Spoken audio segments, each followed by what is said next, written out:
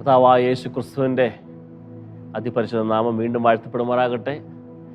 ഇന്ന് രാവിലെ കാലം ഈ ദേവാലയത്തിൽ കടന്നു വരുവാൻ, നമ്മുടെ കർത്താവിനെ ആരാധിപ്പാൻ, മഹത്വപ്പെടുത്തുവാൻ നമുക്ക് ലഭിച്ച ഈ വിലയേറിയ അവസരത്തെ ഓർത്ത് ഞാൻ ദൈവത്തെ സ്തുതിക്കുന്നു. നിങ്ങൾക്കറിയാമോ പ്രിയ ദൈവമക്കളെ, ഇന്ന് അനേക സ്ഥലങ്ങളിൽ ഇങ്ങനത്തുള്ളൊരു ഭാഗ്യപദവി ഇങ്ങനെ ഒരുമിച്ച് കൂടി വന്ന് ആരാധിപ്പാൻ സാധിക്കുന്നില്ല.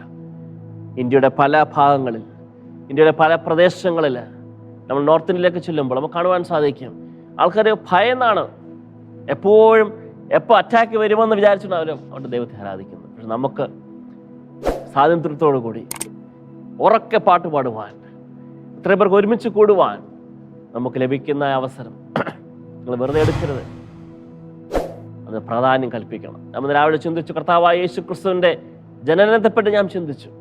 നമ്മുടെ കർത്താവായ യേശു ക്രിസ്തു ഈ ഭൂമിയിൽ ജനിച്ചു, നമുക്കറിയാം. പക്ഷേ നാം യഥാർത്ഥമായത് പഠിക്കുമ്പോൾ, മനസ്സിലാക്കുമ്പോൾ കാണുവാൻ സാധിക്കുന്നത്, പഴയ നിയമം ആരംഭിക്കുന്നത് ദൈവസ്വരൂപത്തിൽ സൃഷ്ടിക്കപ്പെട്ട മനുഷ്യരായ ആദാമിൻ്റെയും ഹവ്വയുടെയും ചരിത്രത്തോടു കൂടിയാണ്. എന്നാൽ പുതിയ നിയമം ആരംഭിക്കുന്നത് മനുഷ്യ സാദൃശ്യത്തിൽ വെളിപ്പെട്ട ദൈവമായ ക്രിസ്തുവിൻ്റെ ചരിത്രത്തോടെയാണ്. നോക്കേണ്ട വ്യത്യാസം പഴയ നിയമവും പുതിയ നിയമവും. നാം ദൈവദിനം യഥാർത്ഥമായി വായിക്കുമ്പോൾ, മനസ്സിലാക്കുമ്പോൾ നമുക്ക് കാണുവാൻ സാധിക്കും, ദൈവദിനത്തിൽ നമ്മുടെ കർത്താവായ യേശു ക്രിസ്തുവിൻ്റെ ജനനത്തിലെ അനേക സവിശേഷതകളെ പറ്റി ബൈബിൾ വ്യക്തമായി സൂചിപ്പിക്കുന്നു.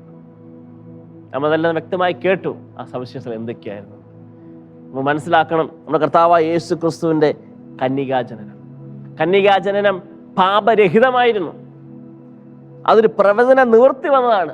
യേശുവിൻ്റെ ജനനത്തിൽ താഴെ പറയുന്ന 6 പ്രധാന പ്രവചന നിവൃത്തികൾ വന്നു. അവൻ്റെ ജനനം, അവൻ്റെ ജനനസ്ഥലം, അവൻ്റെ ഗോത്രം, അവൻ ജനിച്ച സ്ഥലവും പ്രയാസങ്ങളും പ്രതികൂലങ്ങളും. അത് മാത്രമല്ല വായിക്കുന്നത്, അവൻ ദാവീദിന്റെ തലമുറയിൽ നിന്ന് ജനിച്ച നമ്മുടെ കർത്താവായ യേശു ക്രിസ്തു. ദാവീദിന്റെ തലമുറയിൽ നിന്നും ആയിരിക്കും ക്രിസ്തു വരുമെന്നുള്ള പ്രവചനം നിവർത്തിക്കപ്പെട്ടു. എത്രയോ നൂറ്റാണ്ടുകൾ മുമ്പ് ശമൂവേലിന്റെ പുസ്തകത്തിൽ അത് എഴുതി വെച്ചിട്ടുണ്ട്. അത് നിറവേറ്റോ? എത്രമാത്രം സവിശേഷതയുള്ള നമ്മുടെ കർത്താവായ യേശു ക്രിസ്തുവിന്റെ ജനനം. കാലസമ്പൂർണതയിൽ നമ്മുടെ കർത്താവായ യേശു ക്രിസ്തു ജനിച്ചു. ഇമ്മാനുവേൽ എന്ന് അവൻ വിളിക്കപ്പെടുമെന്ന് പഴയ നിയമത്തിൽ എഴുതി വെച്ചു. ഇമ്മാനുവേൽ എന്താണത്? യേശു നമ്മോട് കൂടെ. നമ്മുടെ ഏത് പ്രതികൂലാവസ്ഥയിലും, നമ്മുടെ ഏത് പ്രയാസാവസ്ഥയിലും നമ്മുടെ കർത്താവായ യേശു ക്രിസ്തു നമ്മോട് കൂടെ ചേർന്ന് നമ്മുടെ ആവശ്യങ്ങളെല്ലാം കർത്താവ് അറിഞ്ഞ് നമ്മെ നടത്തും. ആണ് ഇമ്മാനുവേൽ എന്ന് പറയുന്നത്. യേശു നമ്മോട് കൂടെ. അവൻ പരിശുദ്ധാത്മാവിനാൽ കന്യകയാൽ മറിയ ഗർഭിണിയായി. എന്തൊരു സവിശേഷതയാണത്! യേശു ദൈവമാണ്. നമ്മുടെ വീണ്ടും ജനനവും പരിശുദ്ധാത്മാവിലത്രേ. വിശുദ്ധ പ്രജ എന്നവന് അറിയപ്പെട്ടു. ലോക ചരിത്രത്തോടുള്ള ബന്ധം തന്നെ നമ്മുടെ കർത്താവായ യേശു ക്രിസ്തുവിൻ്റെ പ്രധാനപ്പെട്ട സവിശേഷതയാണ്. അത് മാത്രമല്ല, നാം കാണുന്നത് ലോക ചരിത്രത്തെ 2ആയി വിഭജിച്ച നമ്മുടെ കർത്താവായ യേശു ക്രിസ്തു ജനനം. നമ്മൾ എന്താണ് വായിക്കുന്നത് അറിയാമോ? നമ്മുടെ കർത്താവായ യേശു ക്രിസ്തു ജനിക്കുന്ന മുമ്പ് എന്തായിരുന്നു? ക്രിസ്തുവിന് മുമ്പ്. അതിനുശേഷം കർത്താവ് യേശു ക്രിസ്തു ജനിച്ചതിന് ശേഷം അറിയപ്പെടുന്നത് എങ്ങനെയാണ്? നമ്മുടെ കർത്താവിൻ്റെ വർഷത്തിൽ, അല്ലെങ്കിൽ AD എന്ന്.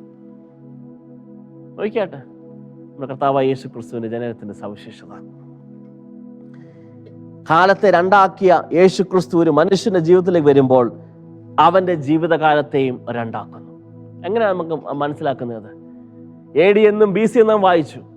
കർത്താവായ യേശു ക്രിസ്തുവിന്റെ ജനനവും മരണവും അതിനു മുമ്പും ഒരു വ്യക്തി കർത്താവായ യേശു ക്രിസ്തുവിനെ തന്റെ ഹൃദയത്തിലേക്ക് സ്വീകരിക്കുമ്പോൾ ആ പഴയ മനുഷ്യനെ ഊരിക്കളഞ്ഞ് ഒരു പുതിയ മനുഷ്യനായി കർത്താവായ യേശു ക്രിസ്തുവിനെ സ്വീകരിക്കുകയാണ്. 2ആയി വിഭജിക്കുന്നു.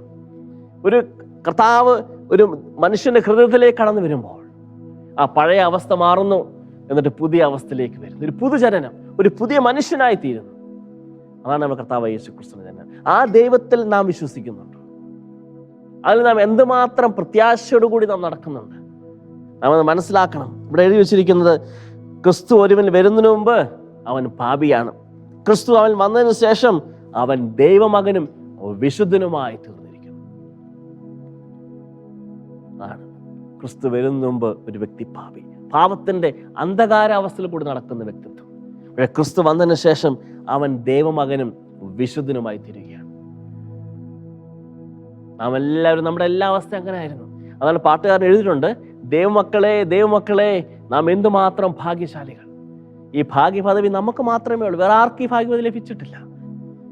പിന്നെ നാം കാണുന്നത് കർത്താവായ യേശു ക്രിസ്തുവിന്റെ ജനനത്തെ സവിശേഷപ്പെട്ട് വായിക്കുമ്പോൾ നമുക്ക് കാണുവാൻ സാധിക്കും ദൈവദൂതന്മാരുടെ പ്രഖ്യാപനവും സംഗീതവും. അതാണ് പുതിയ നിയമം മത്തായിയുടെ സുവിശേഷത്തിൽ വായിക്കുന്നത്, ദൈവദൂതന്മാരുടെ പ്രഖ്യാപനവും സംഗീതത്തെയും പറ്റി. ഇതെല്ലാം സവിശേഷതകളായിരുന്നു. ഒരു പുതിയ നക്ഷത്രത്തിന്റെ ഉദയം. യേശു ജനിച്ചപ്പോൾ യേശുവിന് മുമ്പാകെ കാഴ്ചവെക്കാൻ കടന്നു വന്ന് സുഗന്ധ ദ്രവ്യങ്ങൾ കൊണ്ട്, പൊന്നുകൊണ്ട് അവർ കടന്നു വന്ന് അവർ കർത്താവിനെ ആരാധിച്ചു. നമ്മുടെ യേശു ക്രിസ്തു ഭൂമിയിൽ പൂജാതനായപ്പോൾ ഇവരെല്ലാം ഒരുമിച്ച് കൂടി വന്ന് കർത്താവിനെ ആരാധിച്ച് മഹത്വപ്പെടുത്തി. ഞാൻ നിങ്ങളോട് ചോദിക്കട്ടെ, ഇന്ന് രാവിലെ കാലം നമ്മളിങ്ങനെ കൂടി വന്നപ്പോൾ, നമ്മുടെ കർത്താവിനെ ആത്മാവിലും സത്തിൽ ആരാധിച്ചപ്പോൾ, ഈ സ്റ്റേഡിയത്തിനകത്ത് ആരെങ്കിലും, എന്നെ കേൾക്കുന്ന ആരെങ്കിലും ഈ കർത്താവിനെ യഥാർത്ഥമായി രുചിച്ചറിഞ്ഞിട്ടില്ലെങ്കിൽ, പ്രിയമകനെ പ്രിയമകളെ, ഇപ്പോഴാകുന്നു സുപ്രസാദകാലം. നാളെ നമുക്കുണ്ടോന്ന് അറിയത്തില്ല, നാളെ നമുക്കുള്ള ദിവസമാണെന്ന് അറിയത്തില്ല.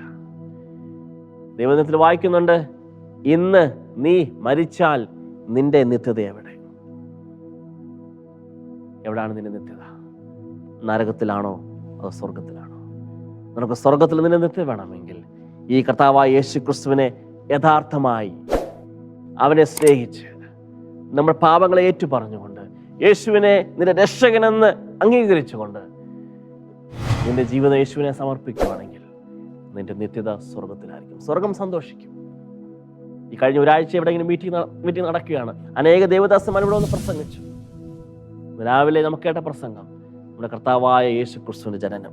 യേശുവിന്റെ ജനനം എല്ലാ വിധത്തിലും നിസ്തുല്യമായിരുന്നു. നിസ്തുല്യമായ നമ്മുടെ കർത്താവായ യേശു ക്രിസ്തുവിന്റെ ജനനം. എത്ര ഭാഗ്യവതിയുള്ള മക്കളാണ് നമ്മൾ. നമുക്കൊരു വാക്ക് പ്രാർത്ഥിക്കാം. നമ്മുടെ കർത്താവായ യേശു ക്രിസ്തു ഈ താണഭൂമിയിലേക്ക് കടന്നു വന്ന് നമ്മെ ഓരോരുത്തരെയും സ്നേഹിച്ചു, നമ്മളെ പോറ്റി പുലർത്തി. അവൻ്റെ ജീവിതം നമുക്ക് വേണ്ടി തന്നു. അവൻ മരിച്ചു, അടക്കപ്പെട്ട് 3 നാൾ ഉയർത്തെഴുന്നേറ്റ് നമ്മെ സ്നേഹിക്കുന്ന നമ്മുടെ ദൈവം.